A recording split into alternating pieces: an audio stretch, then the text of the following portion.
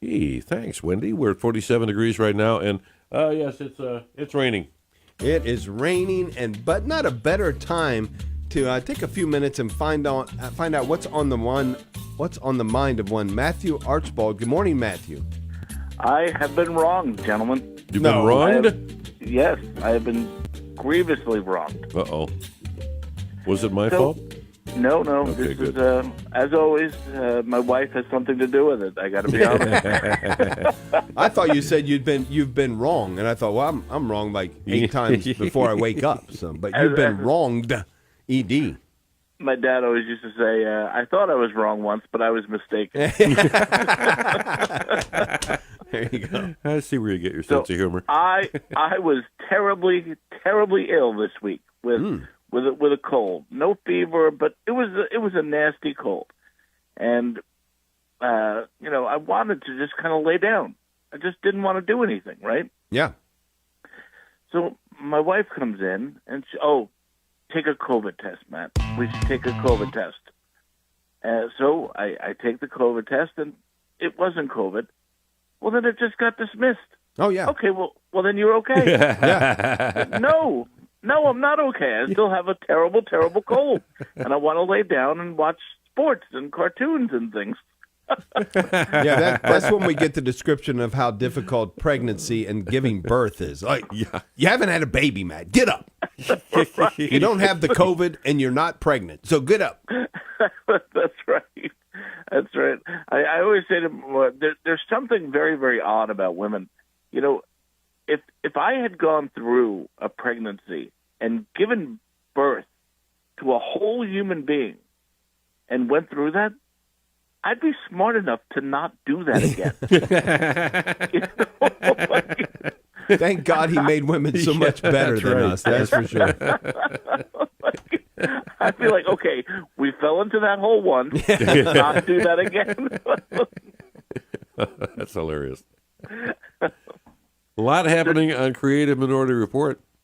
Yeah, the 120,000 Catholics are pledged to do a 9-month novena to Our Lady of Guadalupe with Cardinal Burke. I think that is wonderful, wonderful news. What do you guys think? Yeah, I would say, look, Abraham couldn't find, 10, 20. Now we've got 120,000 people who you have to believe that the Lord is going to express himself in power through people being willing to do this. Yeah, I mean, we all have to focus on the conversion of hearts and the transformation of society. Because I don't know if you guys have noticed this, but things don't seem to be going very well. I don't know if this is going to be shocking to you, but yeah, things are kind of going against us, just so you know. Yeah, and I think no better time in our nation's history for a Our Lady of Guadalupe moment than right now.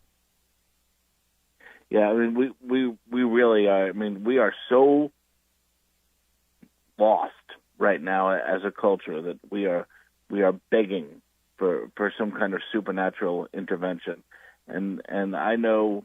I truly do believe supernatural interventions are taking place so often, and that, in so many people's lives. But I really think we need something that's going to wake up our entire culture and bring us back. I saw a story this morning that almost 30% of Generation Z women are identifying as LGBTQ. Oh, my goodness. 30%. I mean, wow. That's really, really concerning. And, and one of the things that concerns me most is we don't hear about this from so many of our church leaders. We're not talking about this. We're not promulgating church teaching and the beauty of the church's teaching on sexuality and how it makes so much sense, and we're fumbling the ball in the face of this horror. Well, especially since there's so much indoctrination, and they're just forcing this on these young kids in order to accept it when they're old enough to kind of fully embrace it. It's insidious. Yeah, and it's once again another indictment of the fact that we're not getting our message out there. Even our Catholic schools, How many times do we water down the message so as not to offend? How many times do Catholics not post something on Facebook or Twitter because they don't want to offend? Well, this is we are not. Jesus didn't call us out not to offend others. I don't remember that section of the Bible. Mm-hmm.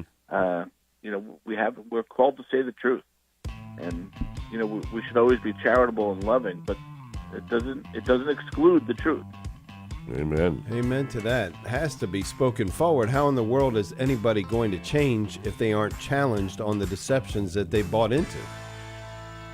Matt Archbold, creativeandorderreport.com. Check it out. Thanks, Matt.